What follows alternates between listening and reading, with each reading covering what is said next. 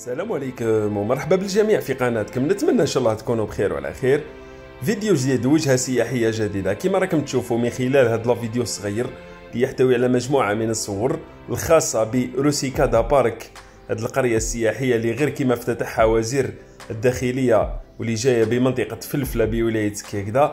هذه القريه اللي تحتوي على فندق بالاضافه الى دي بنغالو، دي بتي فيلا، عندها كذلك دي بيسين، دي توبوغون، بالاضافه الى مركز تجاري والعديد من الفضاءات الترفيهيه. رايحين نطرقوا لها في فيديو تفصيلي ان شاء الله، ورايحين نقوموا بزيارتها في قادم الايام. انا حبيت نتقاسم معكم هذا الفيديو فقط لانه كاين هناك العديد من الناس اللي كانوا سقساونا عليها من خلال التعليقات.